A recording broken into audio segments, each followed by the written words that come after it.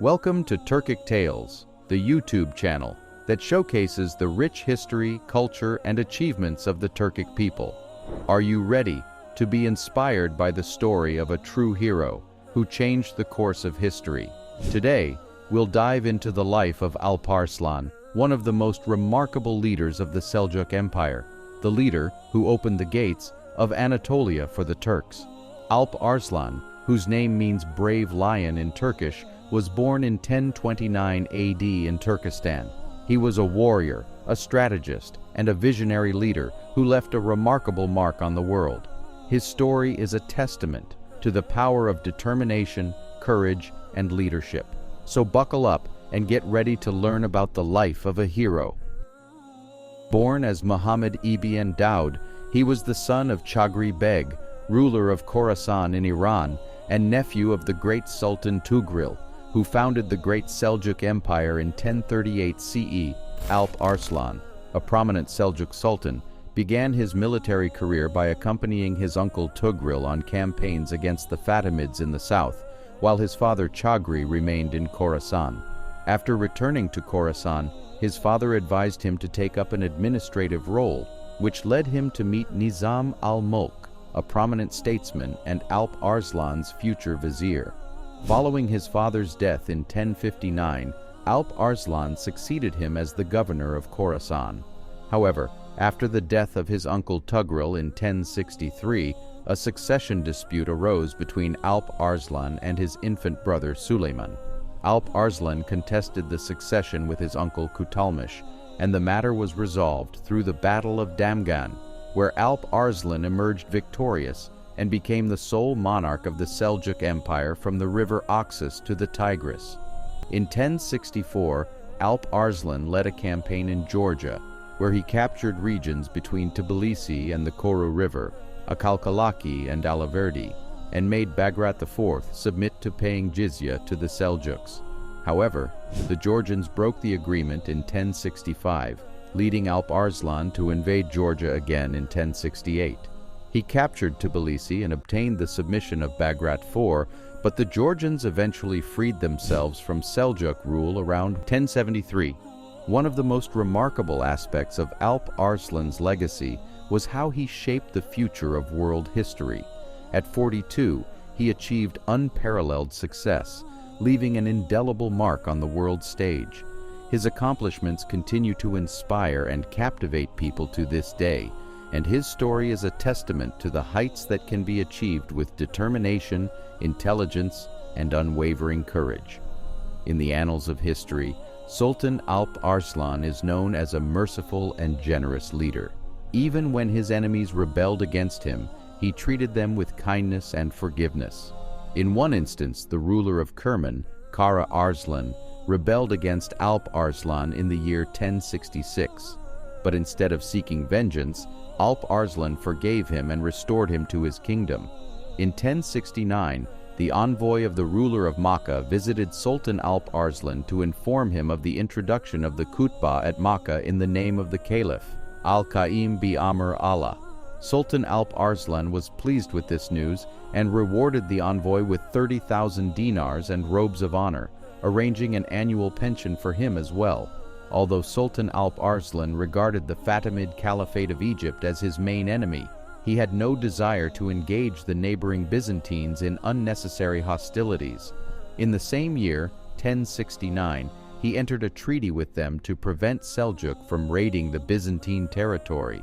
However, Romanus, the Byzantine emperor, needed a decisive victory to protect Armenia and his throne. In the summer of 1071, Romanus gambled everything on a massive eastern campaign to draw the Seljuks into an engagement with Byzantine. Romanus sent an embassy to Alp Arslan in February of 1071 to renew the Treaty of 1069. But while Alp Arslan was besieging Edessa, Romanus's envoys reached him, distracting him long enough for Romanus to lead an army into Armenia and recover the lost fortresses before the Seljuks had time to respond. Byzantine tactical manuals recommended using ploys, deceit, and negotiation to avoid battle or gain an advantage. Romanus's offer to renew the peace treaty while preparing for war was deceitful, but it was a skill the Byzantines prized highly. Despite these political machinations, Alp Arslan remained true to his character.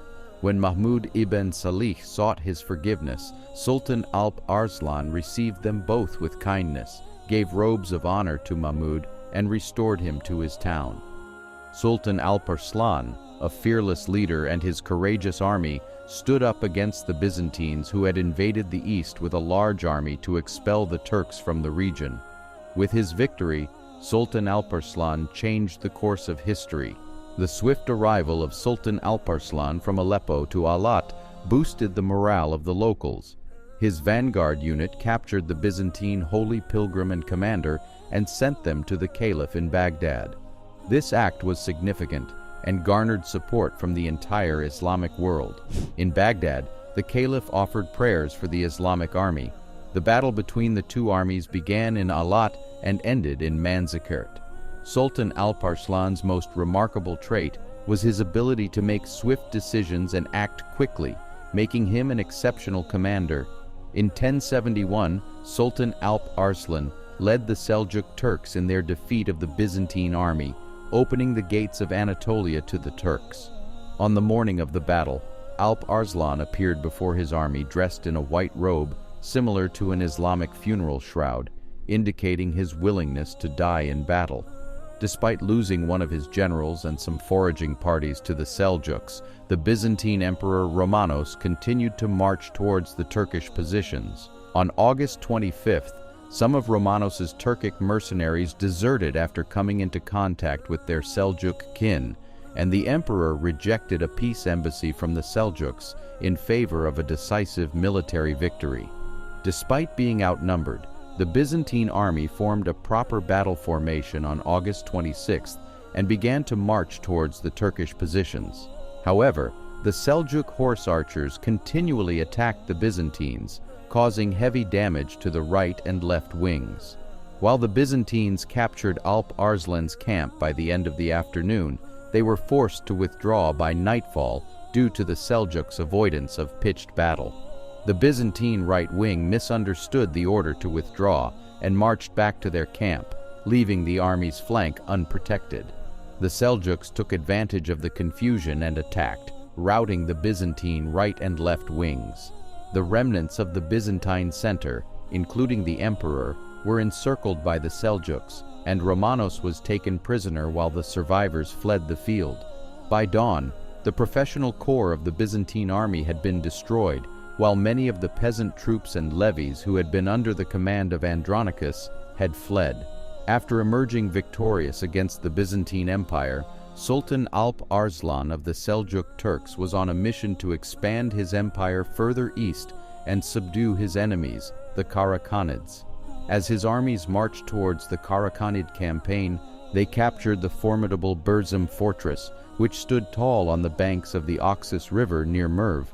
However, as fate would have it, Sultan's journey toward glory was cut short when he was viciously stabbed by the commander of the fortress, Yusuf al-Khwarizmi, or Yusuf al-Harani. The story goes that a few enslaved people from the lower ranks of Sultan's army had managed to capture the fort and brought Yusuf-e-Burzemi, the fortress commander, to Sultan's throne. The Sultan had asked Yusuf about certain matters, but Yusuf refused to answer, leading to the Sultan ordering his execution. However, realizing he had no hope of surviving, Yusuf took a dagger from his boot and lunged toward the Sultan.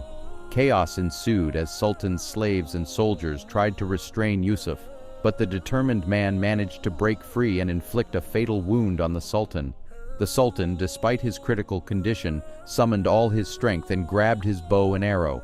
He aimed and fired at Yusuf with unparalleled agility and precision, but missed the mark. Not deterred by the Sultan's valiant efforts, Yusuf lunged again and wounded him further. 4 days later, the Sultan breathed his last and was buried at Merv, leaving behind a legacy that would be remembered for centuries.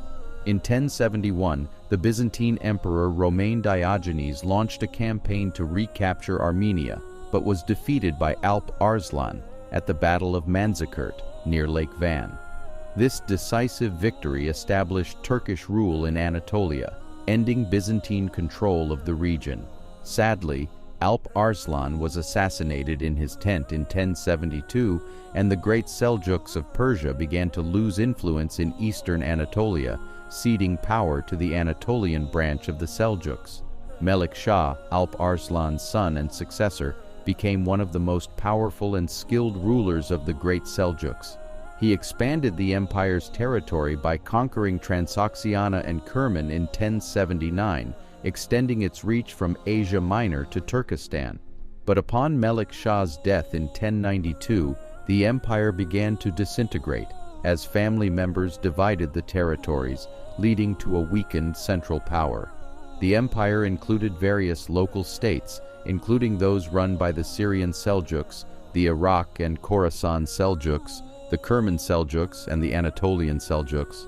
The great Seljuks managed to maintain their power for another century or so, but they faced numerous challenges, including conflicts with Ismailian Shiites, Turkish tribes migrating from Central Asia, and crusaders.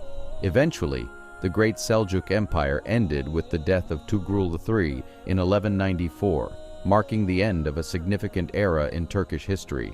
Alp Arslan was a true hero and a visionary leader who transformed the Seljuk Empire into a major power. His military conquests and cultural achievements paved the way for a golden age of Islamic civilization, and his legacy inspires people today. We hope you have enjoyed learning about his remarkable life and that his example has empowered you.